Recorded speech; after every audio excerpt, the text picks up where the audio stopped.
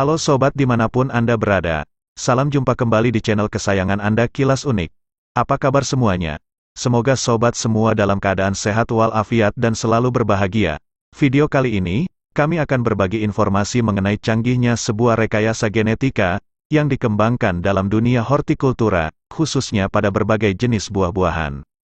Kira-kira, sobat Kilas pernah nggak melihat atau makan buah-buahan yang penampilannya berbeda dari biasanya? Bisa jadi, buah yang sobat makan adalah hasil dari rekayasa genetika loh. Biar nggak penasaran, mari kita simak ulasannya berikut ini. Namun sebelumnya, bagi kamu yang baru bergabung dengan channel ini, silakan klik dulu tombol like, subscribe, dan juga tombol loncengnya ya. Selain gratis, sobat juga dipastikan akan dapat notifikasi mengenai update terbaru dari channel ini. So nggak ada istilah kudet, alias kurang update. Rekayasa genetika merupakan proses memanipulasi, atau melakukan perubahan susunan asam nukleat dari gen, atau menyelipkan gen baru ke dalam organisme penerima. Teknologi rekayasa genetika merupakan inti dari bioteknologi. Gen yang diselipkan dan organisme penerima dapat berasal dari organisme apa saja. Rekayasa genetika bisa dilakukan pada hewan, tumbuhan, bahkan pada manusia. Perkembangan zaman tidak hanya sebatas kecanggihan teknologi baru tetapi juga berimbas ke dunia makanan. Apakah sobat Kilas pernah mendengar Genetically Modified Organisms, GMO, atau organisme hasil rekayasa genetik, GMO, merupakan salah satu bukti perkembangan dunia ini. Memang masih banyak orang yang meragukan rekayasa genetika pada makanan, namun hal ini banyak dilakukan di berbagai negara. Rekayasa genetika pada tumbuhan, atau tanaman penghasil buah, bertujuan untuk meningkatkan produksi dan mutu produksi agar tahan lama, meningkatkan kandungan gizi, daya tahan terhadap serangan hama, dan penyakit tertentu. Prinsip dasar rekayasa genetika tanaman yaitu menyisipkan gen baru ke dalam struktur DNA tanaman kepada DNA tanaman baru. Untuk menjawab rasa penasaran sobat Kilas Unik, langsung kita bahas yuk. Berikut adalah buah-buahan yang dikembangkan dengan rekayasa genetika. Yang pertama adalah Pluots.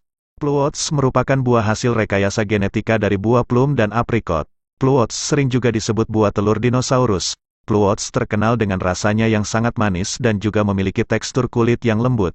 Kelebihan dari Pluots, selain memiliki rasa manis dan kandungan vitamin C yang tinggi, buah ini juga mengandung likopen yang kaya akan antioksidan, anthocyanins, potasium, dan lutein. Pluots juga dikenal sebagai buah yang tidak memiliki natrium, zat yang bisa meningkatkan kadar kolesterol. Karena hal tersebut di atas, maka Pluots dianggap sebagai buah sehat, tidak memiliki efek negatif bagi siapa saja yang mengkonsumsinya.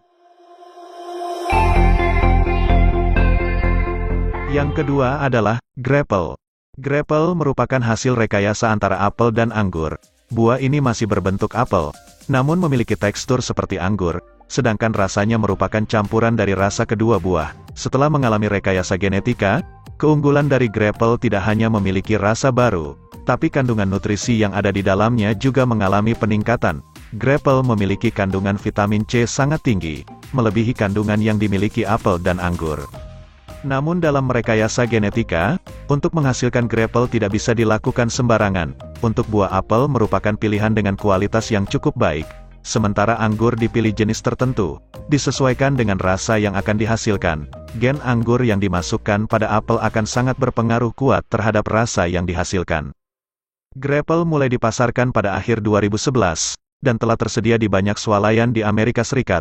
Washington Department of Agriculture melabeli produk ini sebagai processed, atau makanan yang telah diproses. Oleh karenanya, Grapple selalu dijual dalam bentuk kemasan. Satu pack berisi 4 buah Grapple dan dijual seharga $5 atau sekitar Rp75.000. Untuk pemesanan online, satu pack berisi 12 buah Grapple ditambah dengan ongkos kirim dibanderol $29,66 sekitar Rp445.000.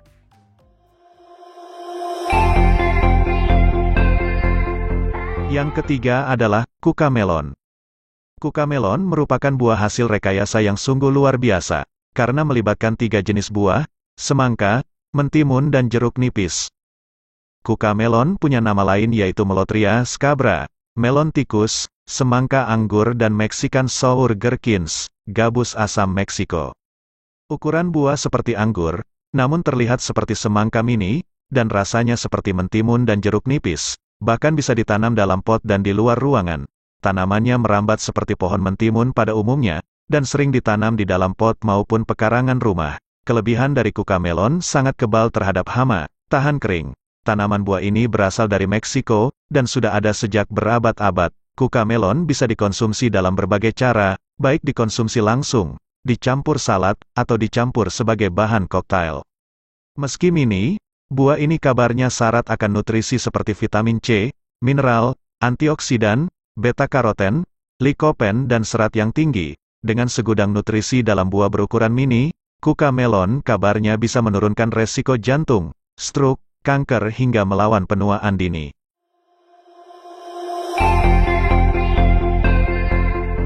Yang keempat adalah picotum. Buah hasil rekayasa yang satu ini juga perpaduan dari 3 jenis buah, yaitu buah peach, aprikot, dan plum. Sepintas buah yang dinamai picotum ini jika dilihat dari luar seperti tomat, namun jika dibelah buah ini lebih menyerupai plum, sedangkan tekstur dari buah ini menyerupai aprikot. Picotum kini menjadi buah yang cukup digemari di Amerika, karena rasa manisnya dan dikembangkan secara komersial oleh sebuah perusahaan dan diberi label Nectacotum. Picotum memiliki kadar terpenoid lebih tinggi yang berguna sebagai antimikrobial, pestisidal dan antifungal, sehingga buah ini memiliki daya tahan lebih lama. Bahkan kini, picotum tengah dikembangkan lebih jauh lagi, karena antioksidannya sangat besar, dan yang utama cara penanaman dan pengolahannya terbilang mudah dan cepat menghasilkan.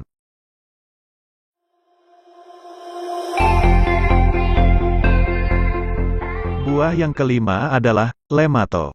Seorang peneliti dari Israel yang bernama Ephraim Levinson menemukan lemato. Lemato adalah buah hasil rekayasa genetika dari lemon dan tomat. Hasil dari buah transgenik ini, dibuat dari pencampuran beberapa gen yang termasuk ke dalam jenis lemon basil, Ocimum. Rekayasa genetika terhadap tomat, sehingga memiliki aroma buah lemon dan bunga mawar ini dinamai lemato. Tomat transgenik ini mengubah gen basil jeruk, Ocimum basilicum, menjadi enzim pembuat aroma baru, yakni geraniol sintase. Untuk mengimbangi kadar rendah dari likopen, lemato memiliki kadar terpenoid lebih tinggi yang berguna sebagai antimikrobial, pestisidal dan antifungal, sehingga lemato memiliki daya tahan lebih lama. Buah ini cenderung memiliki warna yang lebih cerah dibanding tomat sebelumnya yang memiliki warna lebih pekat. Hal ini karena lemato hanya memiliki kandungan likopen setengah dari buah tomat pada umumnya. Walaupun memiliki kandungan hampir sama dengan buah alami, para peneliti meminta tetap harus hati-hati mengkonsumsi lemato, karena masih terdapat beberapa kandungan yang bisa berbahaya bagi kesehatan. Apalagi para peneliti sebelumnya melakukan percobaan ini untuk mengetahui apakah tomat bisa memiliki rasa lemon atau tidak.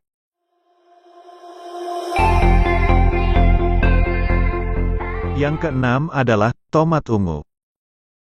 Tomat warna ungu hasil rekayasa genetika memiliki kandungan vitamin dan keunggulan yang menyerupai buah blueberry. Pigmen ungu, yang dikenal dengan antocianin dan dibubuhkan pada tomat unik ini, dipercaya merupakan sejenis antioksidan yang mampu membantu melawan sel kanker. Hal ini terbukti setelah uji coba dilakukan pada hewan. Tomat ini merupakan produk yang disiapkan melalui rekayasa genetika agar menarik bagi konsumen. Tipe pertama, disiapkan untuk petani sebagai sarana baru di ladang pertanian.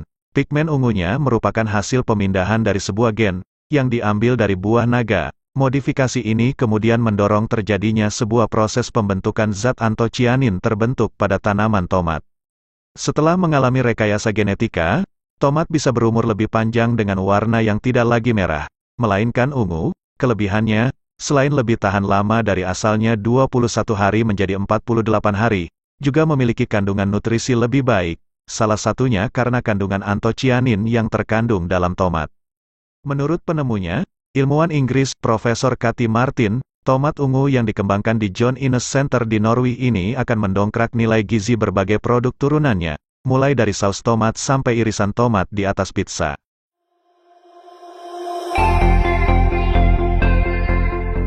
Ketujuh adalah jagung pelangi. Jagung pelangi dikenal juga dengan sebutan jagung Indian, atau calico. Tanaman aslinya berasal dari Amerika Utara. Menurut Gastro Obscura, jagung pelangi ditemukan oleh Carl Barnes, seorang petani di Oklahoma, Amerika Serikat. Untuk menciptakan pipilan jagung aneka warna dalam satu bonggol, Barnes mengumpulkan benih-benih jagung kuno asli Amerika dan mengawinkan beberapa varietas jagung itu, hingga jadilah satu jenis jagung yang tiap bonggolnya berisi banyak spektrum warna. Jagung pelangi sendiri bisa tumbuh subur di lingkungan yang panas dan kering. Jenis jagung ini bisa dipanen 110-120 hari setelah ditanam.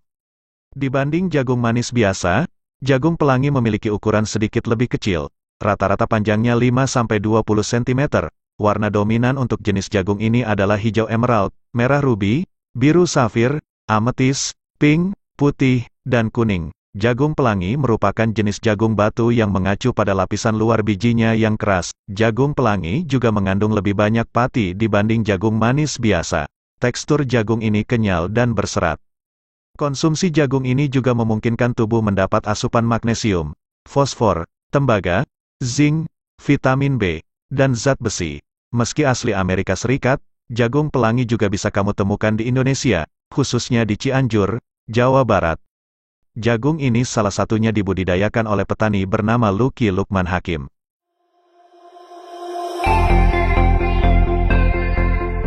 Yang kedelapan adalah pineberry.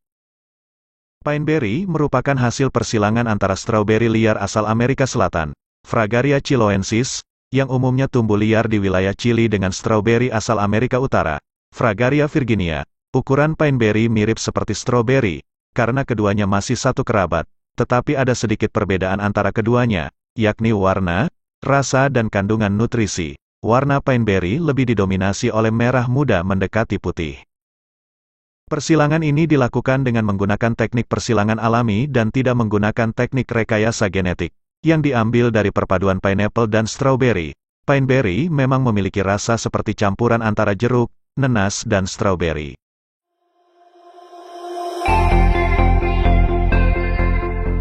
Buah kesembilan yaitu, apel Arctic. Apel Arctic adalah apel rekayasa genetika pertama di dunia, yang daging buahnya tidak berubah menjadi coklat setelah dipotong. Buah hasil rekayasa genetik ini, dikembangkan oleh perusahaan Kanada, Okanagan Specialty Fruit, dan sudah mulai dipasarkan di supermarket di Kanada. Apel ini punya kelebihan, yaitu daging buahnya tidak berubah menjadi coklat seperti apel pada umumnya. Baik setelah digigit, atau dipotong. Daging buahnya akan tetap mempertahankan warna segar, bahkan beberapa hari setelah diiris. Apel pada umumnya akan berubah warna setelah dipotong. Hal ini disebabkan oleh enzim yang disebut polifenol oksidase yang dikeluarkan buah apel. Rekayasa genetika yang dilakukan membuat apel ini punya polifenol oksidase lebih rendah, sehingga daging buahnya tidak mudah berubah warna kecoklatan seperti apel biasa.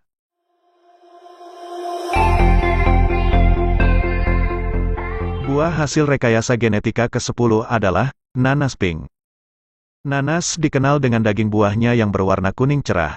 Namun sekarang, daging buah nanas tak cuma berwarna kuning semata, tapi juga pink. Pada tahun 2016, muncul berita bahwa FDA telah menyetujui nanas berdaging merah muda yang dikembangkan oleh Del Monte untuk dikonsumsi manusia. Namun butuh waktu 4 tahun untuk mereka menjual produk tersebut dengan nama Pink Glow Pineapples.